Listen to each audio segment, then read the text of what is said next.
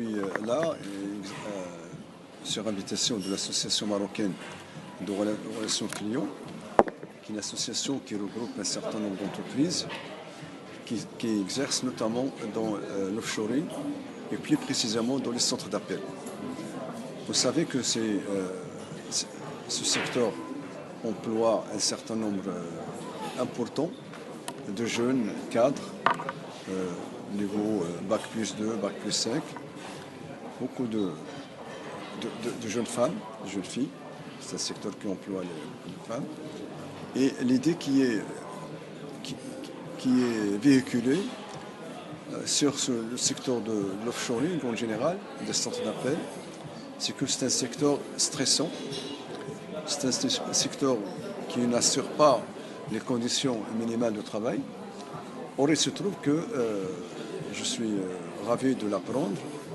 Il se trouve que l'association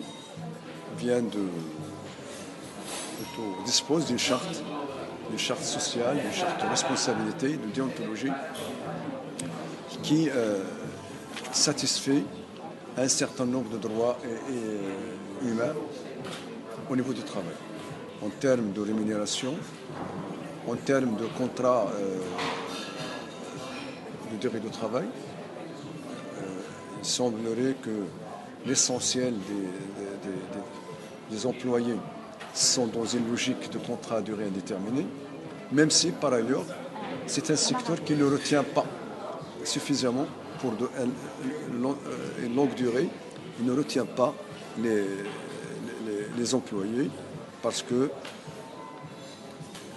il est considéré comme un secteur de tremplin pour aller s'insérer dans d'autres secteurs à caractère soit productif ou à caractère social, où les gens peuvent s'épanouir davantage.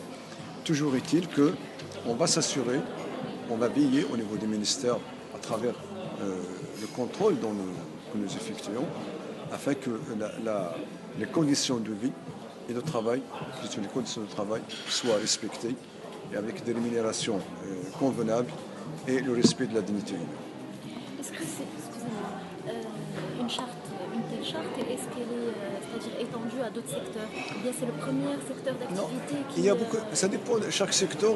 Il y a des secteurs qui travaillent comme ça avec la charte, comme la CGM, il a une charte sociale à laquelle adhèrent les entreprises, et puis chaque année on lui accorde un label de responsabilité sociale de l'entreprise. Il y a des entreprises qui procèdent à la signature des conventions collectives avec les syndicats. Ça a l'avantage d'assurer la stabilité pour l'entreprise et d'assurer la paix sociale, mais sur la base d'une négociation et sur la base d'une concertation. Ça, c'est important. Nous, au niveau du ministère, on encourage énormément ce procédé, la signature des conventions collectives, les conventions collectives, qui s'inscrivent, mais il ne doit pas être inférieur à ce qui est prévu dans le code de travail. C'est-à-dire, les conventions collectives, généralement, c'est un plus par rapport au code du travail. Et par rapport à l'absence de syndicats dans cette charte, ça vous dérange pas? Vous savez, moi, j'ai émis le vœu que les syndicats soient représentés, parce que c'est quand même... Non, mais parce que les centres d'appel, c'est un cas spécifique. Les syndicats ne sont pas du tout actifs. Il y a des centres d'appel où les syndicats sont présents. Ce ne sont pas nombreux, mais je connais... C'est pas une généralité, donc ça doit être... C'est dans toutes les entreprises. Les syndicats ne sont pas présents dans tous les secteurs, malheureusement.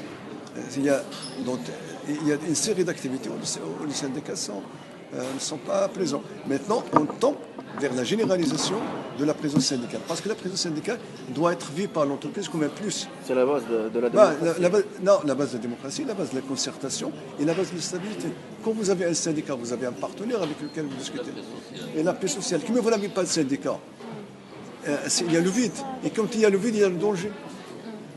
Et la nature a horreur du vide. Quand il y a le vide, il y a d'autres personnes qui occupent le vide.